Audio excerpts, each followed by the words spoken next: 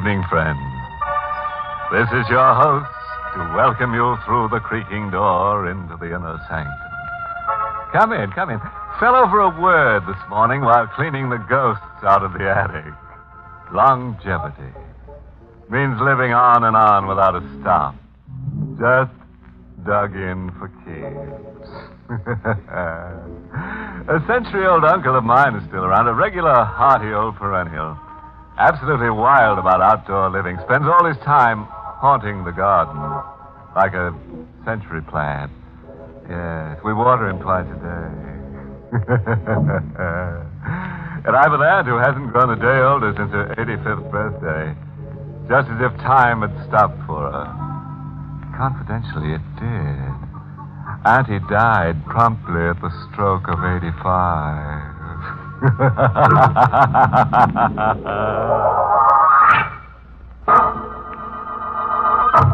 Tonight's Inner Sanctum mystery, Murder Comes to Life, was written by John Robert and stars Charles Irving in the role of Jean, with Santos Ortega as Sorrowful.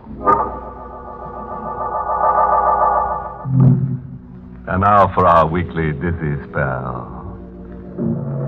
We're aboard a ship, the SS Monterey, entering San Francisco Harbor. A lone deckhand leans over the rail, brooding into the fog. He tenses suddenly, as if keying his ears and mind to a sound in the sea. Jean LeBlanc. Jean LeBlanc. The seaman shakes his head as if the name glances off him meaninglessly. He moves a hand across his face, as if removing mists that cloud his vision, as if desperately anxious to accept the identity Jean LeBlanc as his own. Jean LeBlanc. Is it my name? A name I forgot long ago when I fell apart. And if it is my name, why can't I accept it and believe it? Why do I insist I'm someone else and run? Jean LeBlanc. Everywhere I've gone through the years, the names pursue me, demanding that I stand my ground and face it. Everywhere. Lisbon, Bombay, Tripoli. And the last time in a bar, in an island port where forgotten men drift to forget. Hello, John LeBlanc. That name. Wherever I go, I hear it. Wherever I go, it whispers at me, shouts at me. It's driving me crazy. It's your name, mister. Running from it will get you nowhere. You're Jean LeBlanc. But I'm Belmar. My name is Belmar. You're Jean LeBlanc, San Francisco, USA. You've been shuttling from island to island on the bum like a man without a country. But you're Jean LeBlanc, San Francisco, USA. You're as sure as that? I ought to be. We've traveled around the world and back together. You a step ahead, slippery as an eel, and me on your tail. You've been following me, you say? Like grim death. Why? $50,000. That's the price you'll fetch. Look wherever you are. You've got to stop following me. Sure, I'll stop, LeBlanc. When you stop running. I'll make you stop if I have to kill you. A gun, huh? You're greased lightning on the draw. A killer. If you only had what it takes to pull the trigger. Go on. Try and pull the trigger. No, I can't. My fingers are numb. It's as if they were asleep. Yeller. When the chips are down, just as you've always been. Where my fingers aren't numb, here's proof.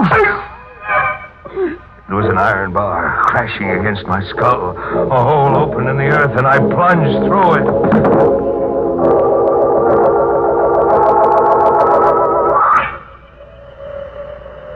I came to with the moon on my face and the wind in my ears. I was in an open field, in an abandoned quarry under a pile of rocks. It was like rising from the dead. A shadowy figure was standing over me. A sour little guy with a mournful look, as if he made a habit of crying. I watched him remove the rocks covering me, one by one, and tossed them into a pile. I'll have you out of there in a jiffy. A rat dumped you in the quarry like you were a load of junk. How do you feel? Weak in my pins. As if I was just born. As if I've come back from the dead. You're not kidding. You're about as dead as any guy could get. Who did it to me? I'll let you in on this much. It was a cop. A retired cop. Cop? Yeah. He said I was worth $50,000 to him. What did he mean? That's how much Jean LeBlanc is worth to a cop. Look, why don't you stop drifting from port to port and face up to yourself? Call yourself by your right name. But I'm Belmar. I'm known as Belmar. I ship as Belmar. Your mind's still in the rut. Well, it's like that. We're in a rut. We go together? Like ham and eggs. Maybe you want to know where you picked up the name Belmar? No. I'm going to tell you anyhow. See this tin can? Yes? You landed out of Frisco on a ship that hauled a cargo with these tin cans. Canned fruit. This one held apricots. Read the brand name. Belmar. Yeah. Belmar. Belmar Fruits. Guy with your class has been trying to cram himself into an empty fruit can. I could bust right out crying. I mean so much to you. I just dug you out of that rock pile, didn't I? Well, so long for now. But wait, who are you? You didn't tell me. You used to call me Ben in the old days. When you were the big boss and I was your racket boy. Ben's the name. Sorrowful Ben. He was gone. I was alone with the wind. There was a battered tin can beside me, wearing a label that read Belmar.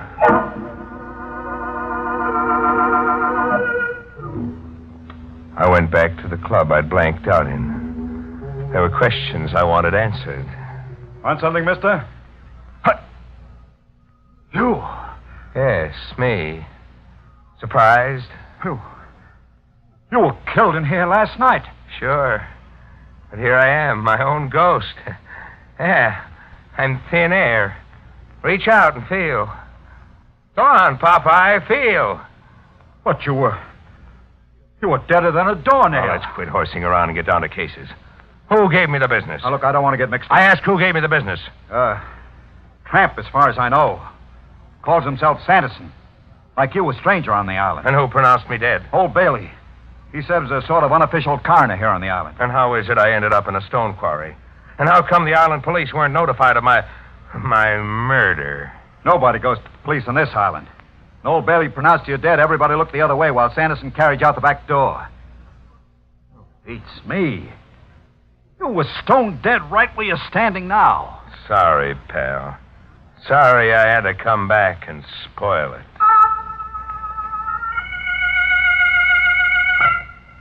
I went looking for old Bailey, the coroner. I wanted to know why an unconscious man qualified with him as a corpse ready for immediate burial.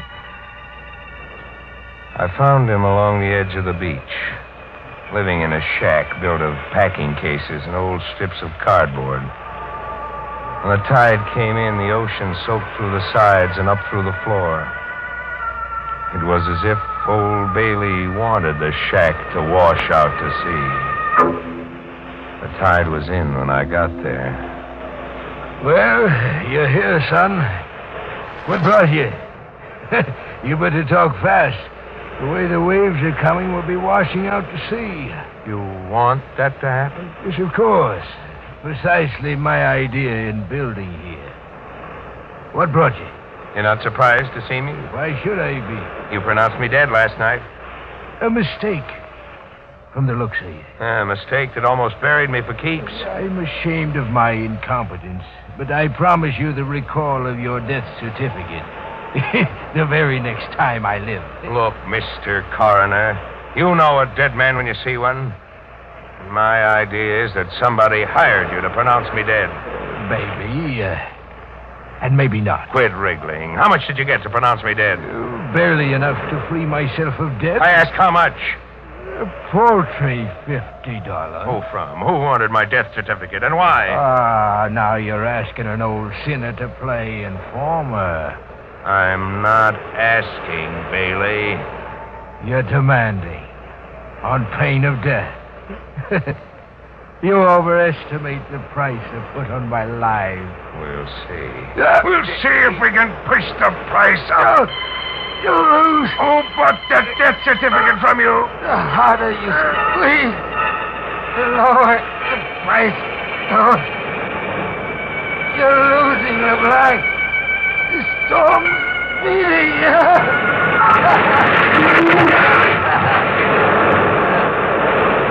The sea tore through the paper hunt and overran us. I felt it pull at me. I was being sucked into the middle of a whirlpool.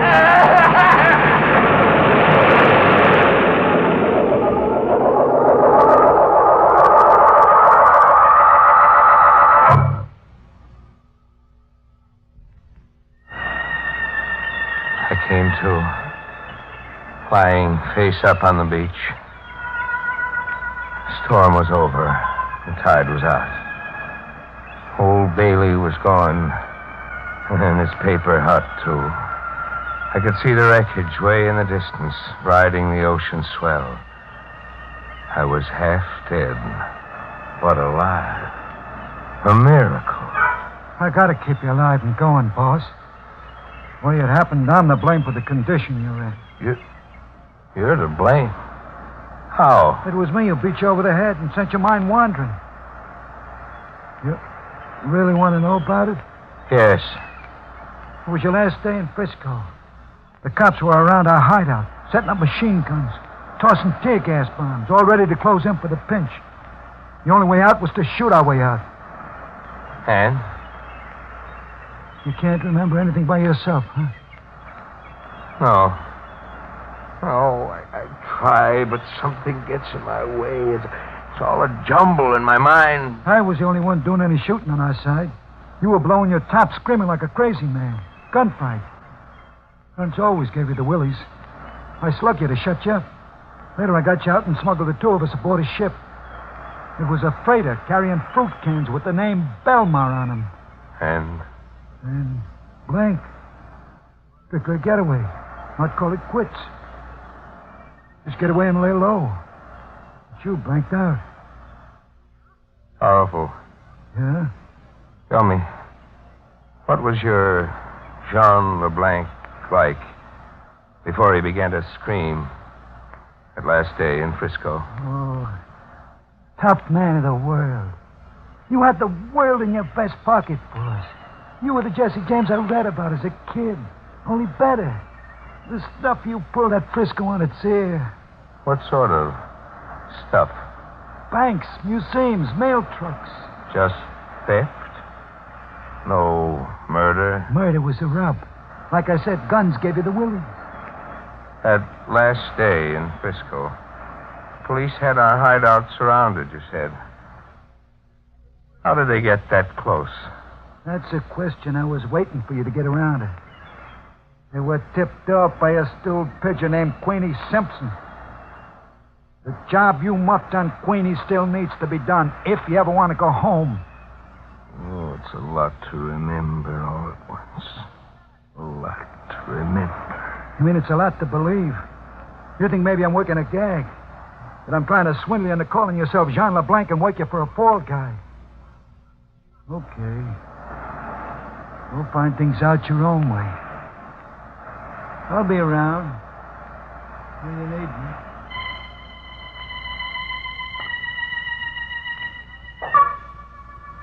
So, I went about finding things out my own way. I went looking for Sanderson to double-check on why he broke my head so that a phony death certificate could be issued in the name of Jean LeBlanc. I found him camped in a hobo jungle 50 yards away from a railroad embankment. LeBlanc. Back from the dead. Can it? You never killed me. I didn't. No, you just thought you did. I only passed out and you buried me alive. Disappointed?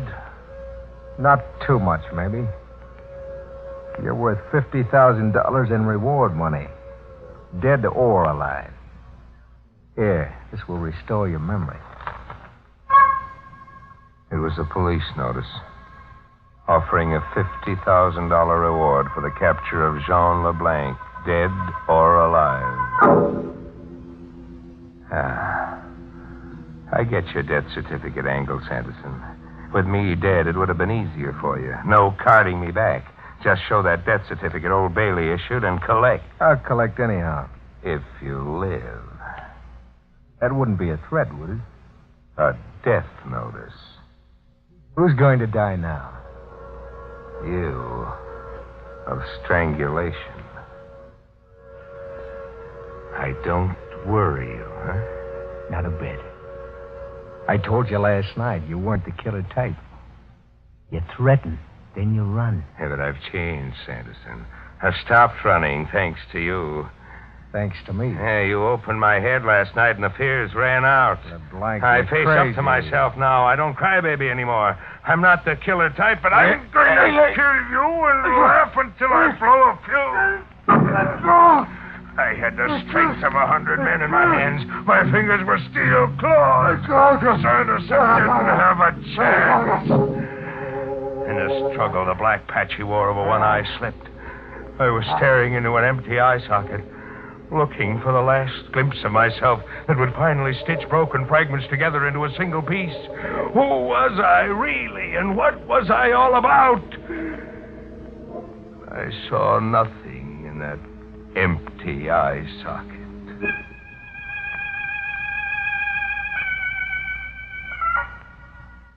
I sat around with Sanderson, fascinated by the face of death, waiting for Sorrowful's approval. A nice night's work, boss.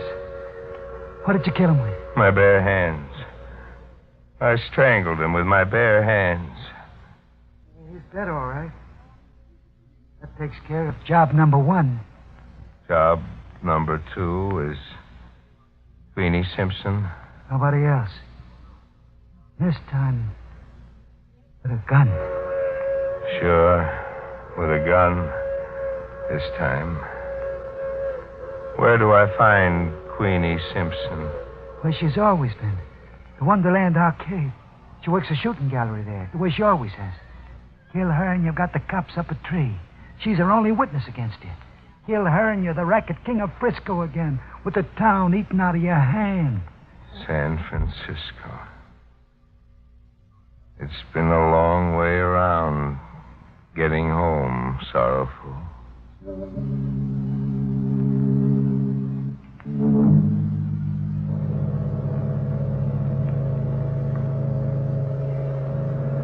I've come back to a forgotten world. Halfway around the globe to murder a forgotten woman.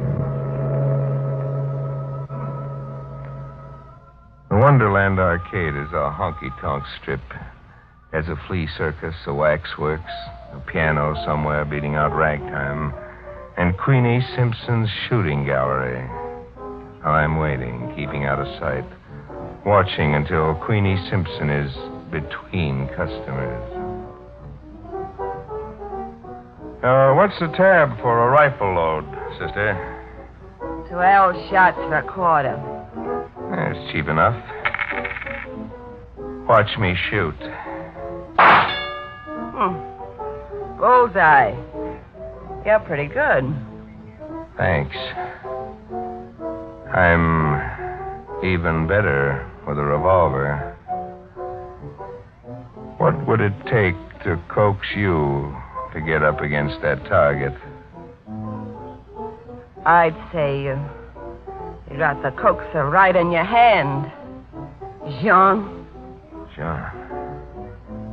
Jean who? Jean LeBlanc.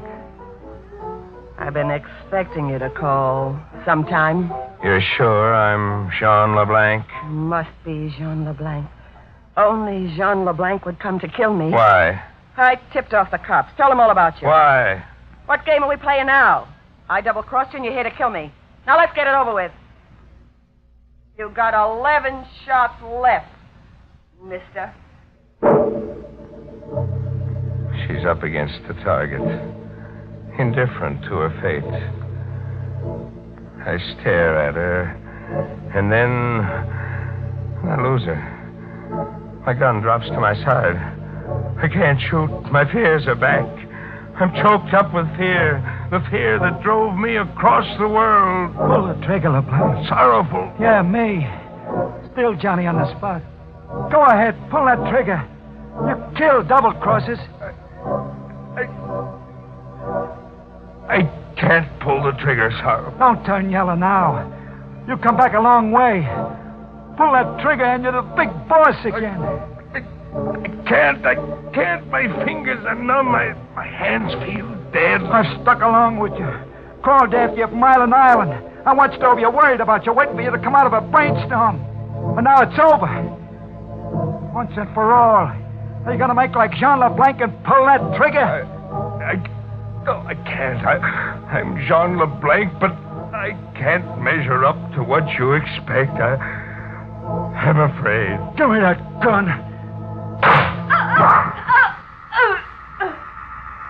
Sorrowful shot Queenie as surely as I couldn't.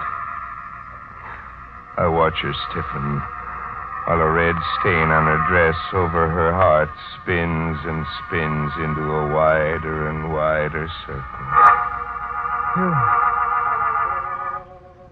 You were somebody in my book once, LeBlanc. Don't blame me, Sorrowful. You build a statue in your mind. And now it turns out it's only a clay statue. Police cars. Hear the sirens. Take one more shot, Sorrowful. It may shoot your statue down before the police come. I can't. You must. Either way, I die, but I'd rather it was you. This way, I won't die screaming. Shoot, Sorrowful, please.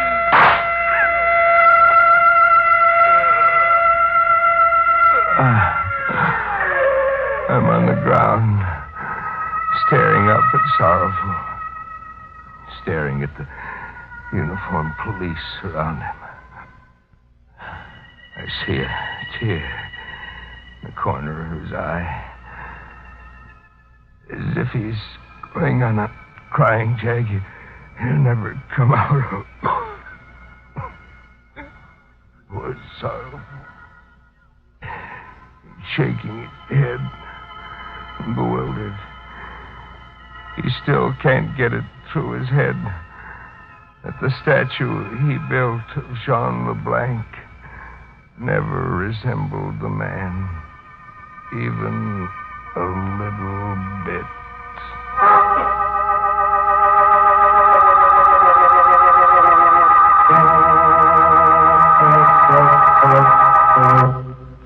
Oh, poor LeBlanc.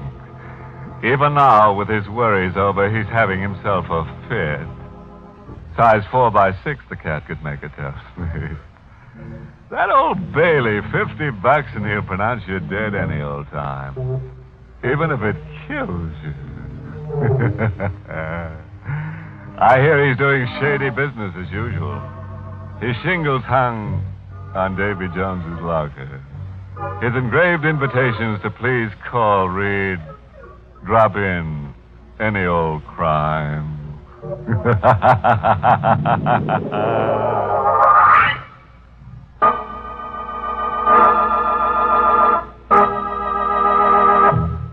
Inner Sanctum is heard each week in the United States over CBS, the Columbia Broadcasting System, and has been rebroadcast for servicemen and women overseas through the facilities of the United States Armed Forces Radio Service, the voice of information and education.